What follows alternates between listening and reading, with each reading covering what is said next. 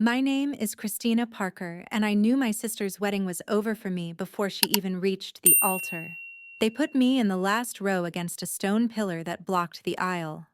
I heard the music, heard people gasp when Lauren appeared, but all I saw were shoulders and a flash of white slipping in and out of view. It did not feel like a mistake. It felt like a message. My family filled the front rows. Phones were up to catch every angle. No one turned to see if I had made it. On paper, I was the bride's sister. In that room, I was an extra chair. My phone buzzed in my purse. A text from Lauren lit the screen. "Please don't make things weird today. This has to look perfect."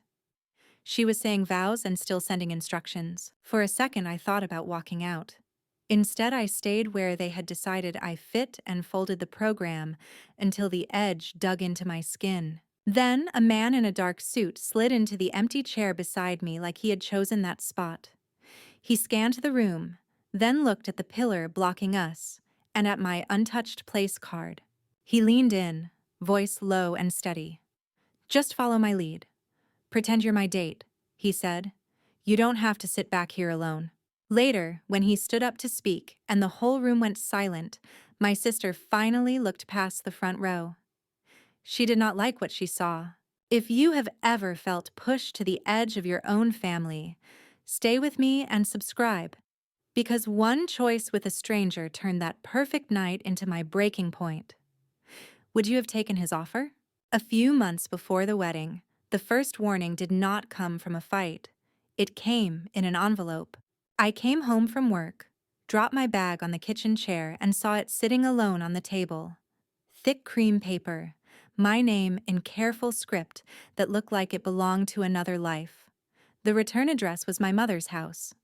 Not her name, just the street I grew up on. Inside was the kind of card you buy when you want people to notice the weight. Raised letters, metallic edge, names pressed into the surface. Lauren Parker and Eric Walsh, inviting me to watch them promise forever at a resort I had only seen online. A smaller card slid free and caught against my thumb. Bridesmaids and maid of honor, listed in neat lines. I read it slowly, letting each name register. College roommate, colleague, cousin on our mother's side, maid of honor, a woman Lauren had met at a networking event. My name was not there. The sting was not in the surprise. It was in the confirmation. We had been drifting for years. I knew that. But seeing my absence printed into her big day made the distance feel official in a way nothing else had. My phone buzzed. A photo came through from my mother. The same invitation laid out on her kitchen counter beside a glass of white wine. Her message followed. "Isn't it beautiful? This is such a step up for us. Us, not her daughters." The upgraded version she could talk about at parties. I called because ignoring it would have turned into another weapon. She answered quickly, voice bright, like she was already speaking to an audience. "Did you get it?" she asked. "I did," I said. "I saw the bridal party card." Silence settled on the line. "Well, Lauren had limited spots," she said. "She needed people who fit the image. And with your schedule, being in the wedding might have been too much. Your job is demanding, isn't it?" All that typing. I worked full-time as a paralegal, carrying caseloads and deadlines. To her, it was typing. Lauren's desk job at a glossy firm was a career. The difference was not in the work. It was in who was doing it. "I could have made it work," I said. "You always take things so personally," she replied. "You will be there. That is what matters. No one will be asking who stood where once the photos are hung." She meant the photos on her wall.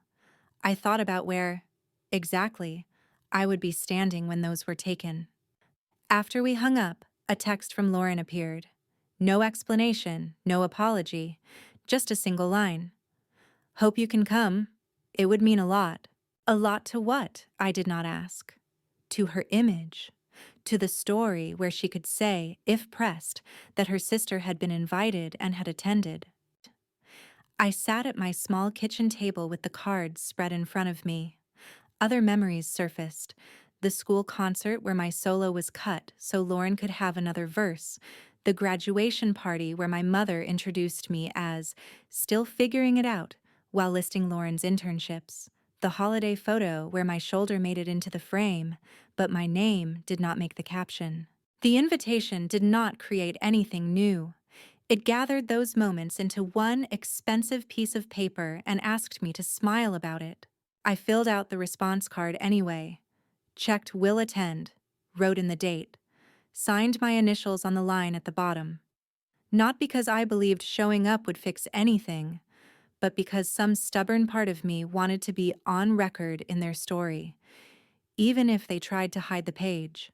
As I slid the reply into the mailbox in my building's lobby, a thought I barely let myself form brushed the edge of my mind. One day they would have to look at me. I did not know how that would happen yet. I only knew I was done pretending that being invited meant I belonged.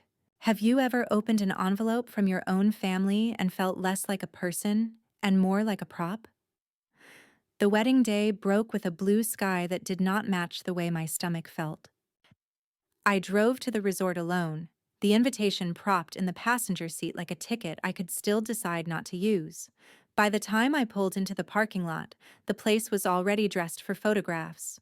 Staff moved chairs and arrangements with the kind of urgency that comes from knowing every minute has been plotted on a timeline. Inside the lobby, a sign with Lauren and Eric's names steered guests toward a private elevator. My room key waited in an envelope at the front desk. The clerk handed it over with a rehearsed smile and mentioned the bridal suite floor as if that was somewhere I would naturally belong. I took the elevator anyway. On the events level, music leaked under one of the doors. Laughter followed in bursts, the kind that comes easily to people who are sure they are welcome. A rolling rack of dresses blocked half the hall. Through the open doorway, I caught a slice of the room. Curling irons, makeup cases, someone zipping a gown. I recognized my sister's voice before I saw her profile in the mirror. I stepped forward, then a woman with a headset and a leather-bound planner moved into the doorway. Her badge read, Sierra Collins, Events. She looked at me for a second, then at the bracelet on her wrist where a narrow strip of paper was tucked under the band. My last name sat there in black ink next to a note. I watched her eyes flicker as she read it. You must be Christina, she said. The bridal party is in the middle of a shot list. The plan is to keep this space clear so they can stay on schedule. Guests are being directed downstairs to the terrace. The word guest landed between us like a small deliberate cut. Behind her, my sister laughed at something someone said about a spray tan disaster. No one turned toward the hall. I stayed where I was long enough for Sierra to add, they have a lot to get through before the ceremony. It will be easier for everyone if we stick to the schedule. There it was, the polite version of, you were not written into this scene. I got it, I said, wouldn't want to slow anything down. Sierra stepped back just far enough to close the door. The music softened as the latch clicked into place. Whatever else she had been told about me, it was enough to make blocking the doorway seem like part of her job. I followed the signs to the ceremony lawn. The resort had built an archway at the front, all flowers and fabric, the kind of structure meant for posed kisses and save-the-date photos. Rows of chairs faced it in clean lines. An easel held the seating chart, printed on the same heavy paper as the invitation. I scanned the list until I found my name near the bottom. The row number sent me all the way back, where a decorative column held up the edge of the arch. The chair with my place card tilted toward that column so that from the seat, the center of the aisle disappeared behind stone. Empty spaces dotted the rows closer to the front.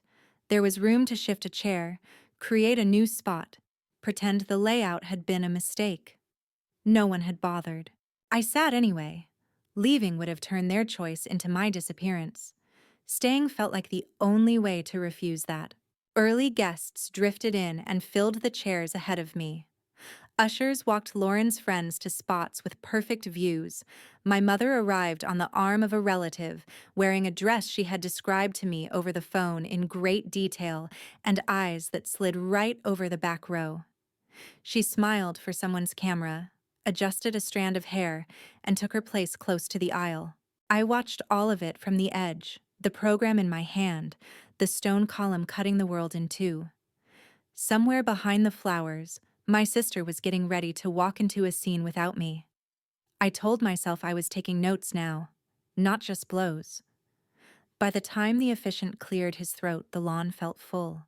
Music shifted, ushers stopped moving, and silence settled over the rows. From where I sat, I caught only pieces of the ceremony.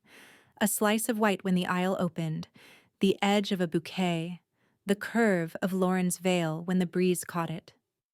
The full view belonged to the people up front. I was left with scraps. The words carried clearly enough: promises, permanence, lines about building a life together.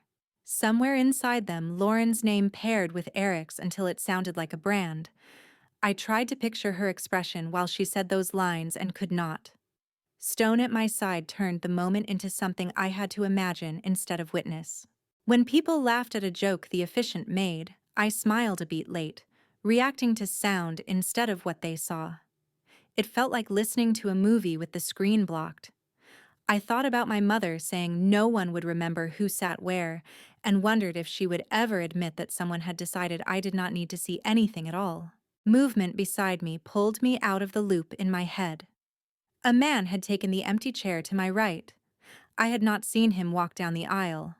One moment the seat was bare, the next he was there, adjusting his jacket, attention fixed on the couple I could not see. He did not fidget or check his phone. He watched the front with a calm that did not match the placement. We stood when the officiant asked everyone to rise. A narrow gap opened between shoulders, just enough for me to see Lauren's profile turn toward Eric.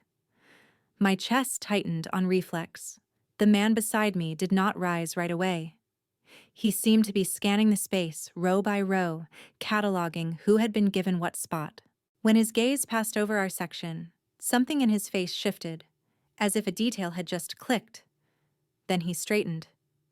Up close, I could see he was older than me, lines at the corners of his eyes deeper when he narrowed them. His suit looked tailored, the watch at his wrist catching light when he raised his hand. The officiant pronounced them married and applause rose. Guests leaned into the aisle, phones raised. I clapped because staying still would have been a statement no one in this family wanted on record. Lauren and Eric walked past. Neither of them glanced toward the back. As the crowd spilled toward the terrace, the man stayed seated. So did I. It was easier to wait than to squeeze into a line of people pretending everything here was fair. They knew exactly where they put you, he said, voice low enough not to carry. This place does not make random seating mistakes. I watched him instead of answering. Plenty of people notice small cruelties and choose to look away. The fact that he had said anything at all made him stand out. You sound certain, I said. I read rooms for a living, he replied. This one was trying very hard not to look obvious. It was not a throwaway comment. It was a conclusion. Some tight part of me eased, not because the chair had moved, but because someone had named what I had been trying to swallow. Ushers called from the path, nudging people toward cocktails. I stood, flexing my fingers to shake out the tension, and smoothed my dress. He rose too and fell into step beside me as if we had walked out of crowded rooms together before. At the edge of the lawn, I looked back once. From our row, the aisle cut off at an odd angle behind the column. From the front, it probably looked flawless. Same setup, two different stories depending on where you had been told to sit. I did not know yet why he had really come to this wedding or what he planned to do with what he saw. I only knew that for the first time that day, I was not walking into the next room entirely alone. The cocktail hour blurred into a low hum of clinking glasses and polite laughter. Servers floated between clusters of guests with trays held high. I stayed near the edge of the terrace, close enough to look like I was participating. Far enough that no one mistook me for someone they needed to impress. Whenever Jordan drifted off to speak with men in dark suits, I caught small shifts in posture and tone. He was not guessing about this crowd. He knew it. When the staff opened the ballroom doors for dinner, a current pulled everyone inside. Place cards waited at each table, little flags marking where people were expected to belong. I checked mine and found a number that matched a round table pushed against the far wall, so close to the service doors that every course would pass in front of my chair before it reached anyone else. I did not move toward it. Jordan appeared at my side like he had finished testing his theory about the hierarchy of the room. He held his own card between two fingers, read my face, then glanced at the table assignments posted near the entrance. "They put you by the kitchen," he said. "Of course they did." "It is fine," I replied. "I am used to it. That is not a reason to keep accepting it." He walked ahead without waiting for me to argue and picked a table near the front. Not at the head, but close enough that conversation from that platform would carry clearly. He slipped his card into an empty setting, then took mine and set it beside his. The names originally printed there disappeared into his jacket pocket. A man in his 50s wearing an expensive watch glanced over, his eyes moving between Jordan and the rearranged place cards. His greeting held a question. "I needed to be where I can hear," Jordan said in an even tone. "Eric knows why." The question in the man's face vanished. "Of course," he answered. "Glad you made it. We were not sure you would come in person." "I wanted to see how everything looked from the inside," Jordan replied. No one asked who I was while the first course was served. They spoke about markets, contracts, people whose names meant nothing to me. I focused on my plate and on the way their attention followed Jordan whenever he opened his mouth. Whatever his title was in their world, it carried weight. Halfway through the main course, the band cut off mid-song. The room dimmed slightly, the way venues do when they want eyes on the stage. An MC stepped up to a small microphone stand near the head table and asked for quiet. He introduced my mother first. She delivered the same highlights I had grown up hearing about Lauren, polished now into a speech. After her came one of Eric's colleagues, then a friend from college. Each toast followed the same arc. Praise, nostalgia, a joke to keep everything light. Applause rose and fell in practiced waves. Napkins dabbed at eyes. Glasses clinked. The MC glanced at a card in his hand, then smiled toward our table. "And now," he said, "we are honored to hear from someone whose support has meant a great deal to Eric's career and to the future of his company. Jordan Hayes has been instrumental in backing the projects that brought Eric here. Jordan, would you say a few words?" Conversation stopped mid-sentence. Chairs shifted as people turned. At the head table, Lauren's smile froze just enough for me to notice.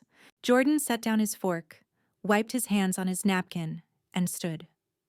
For a second, he rested a steady hand on the back of my chair, a small anchor, then stepped into the space between tables with the ease of someone walking toward a deal he had already decided how to close. I watched him cross the room, not as a stranger anymore, but as the person everyone else suddenly remembered they should have been watching from the beginning. The microphone looked small in his hand. The MC stepped back, and the room settled into that careful silence people give to money and influence. From my table, I saw faces tilt toward Jordan, expecting something smooth they could nod through. He paused once, then started talking about arrangements. He kept it brief. In his work, he said, he pays attention to how people are placed, who is centered, who is pushed to the edges, who gets a clear view, and who is asked to sit where things are harder to see. He called it a quiet test of character. He never used my name. He did not mention pillars or charts. Instead, he spoke about, "The relative you assume will not be missed if you move them behind the story you want the room to believe." The word relative landed harder than anything else. No one turned, but I felt attention stretch toward the back row like a wire. He finished with a line about only trusting partnerships that treat people as more than decoration, wished Lauren and Eric well, and handed the microphone back. It took a second for anyone to remember to clap. When they did, the sound came out thin and uneven. Lauren's smile had flattened. My mother's fingers were tight around the stem of her glass. The MC tried to glide into the next moment, but something in the room had shifted and would not slide back. Jordan sat down, lifted his water, and asked quietly if I was all right. I said I was done pretending this was normal. Saying it out loud felt like setting something heavy down. The band started another song. A few couples stood, grateful for an excuse to move. Conversation at our table came back in small, strained bursts. No one mentioned the speech directly. They talked about markets, flights, hotels. The silence between topics said more than their words. Dessert arrived, matched to the colors of the flowers. I left my fork untouched. My mother approached when enough time had passed for her to claim she had been making rounds. She walked slowly, shoulders square. When she reached my chair, she said my name in a tone that made nearby conversations dip. She told me the evening had been planned down to the minute, that a careless comment could hurt Eric's future, that important guests might now have questions about our family. She did not ask where I had been sitting. She did not acknowledge the back row at all. In her mind, the problem was not what had been done, but that someone had noticed. I told her I had taken the seat they assigned me, watched her give a speech that erased me, and listened while the only person who seemed bothered by that was the man she invited here for his money. I said I was tired of acting like that was acceptable. My voice stayed level. I did not raise it or soften it. Jordan did not interrupt or smooth anything over. He just watched her the way he might watch a client talk past the point where a deal can be saved. For a heartbeat, her expression slipped. Then the mask came back. She said we would discuss my attitude later and that tonight was not about me. After that, she turned and walked toward the part of the room that had always counted more. The rest of the night unfolded like a script no one believed in anymore. There was a first dance, more photos, a sparkler line at the door. I stood where I could see without joining in, letting people build the scene they wanted for their albums. When the crowd thinned and the band started packing up, I found Jordan near the exit. I thanked him for using his voice in a room where mine had never carried. He said I was the one who had drawn the real line by refusing to keep playing along. Later, back in the hotel room, the quiet felt different. They had designed a day where I was supposed to fade into the background. For a few minutes, they had been the ones exposed. That did not balance anything. It did, however, mark the place where I stopped letting them decide how visible I was allowed to be. The weeks after the wedding did not explode. They just thinned out. Deadlines at the firm stacked up again. I answered clients, attorneys, even spam, and let messages from my family sit unopened. When I finally read them, the pattern was clear. My mother wrote about guests, impressions, and how one awkward moment might hurt Eric's future. She said I had overreacted, that I should apologize so people would not get the wrong idea about us. She never asked how I felt. I drafted replies and erased them. In the end, I sent one short email. I wrote that I would not apologize for the chair they chose for me, that I would not pretend being pushed aside was love, and that if she wanted any relationship with me, it would have to start with truth. Then I muted the thread and let the silence sit. News from that night traveled without my help. I heard secondhand that Eric kept his job, but missed out on a promotion everyone had treated as guaranteed. His company's board wanted to know why someone like Jordan Hayes had stepped back from a project he was expected to support.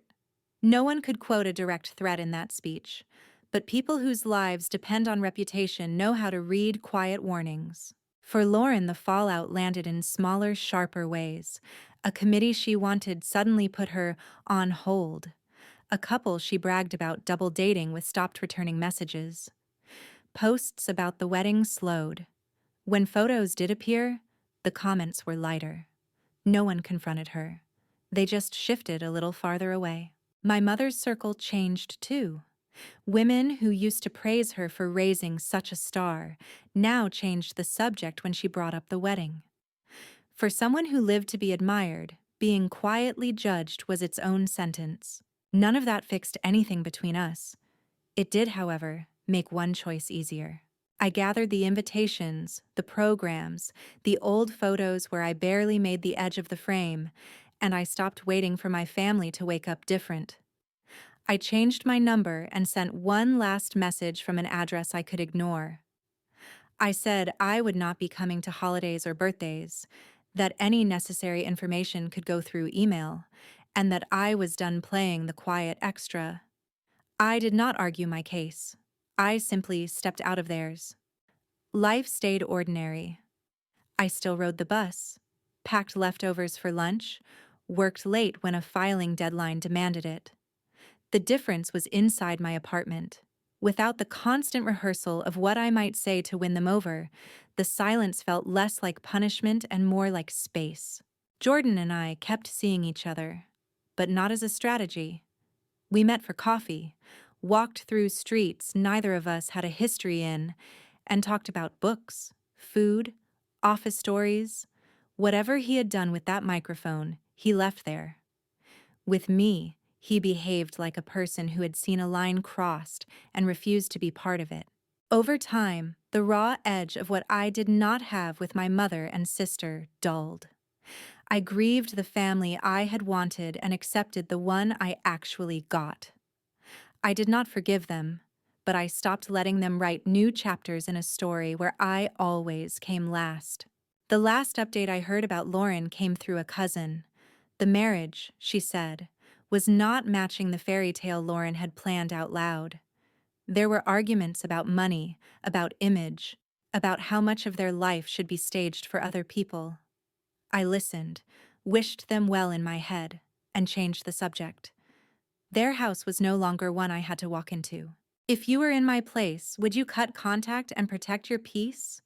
Or keep showing up hoping people like that might change? Do you see walking away from family as selfish, or as sometimes the only sane boundary left? Tell me what you would have done, and thank you for staying with me until the end of this story.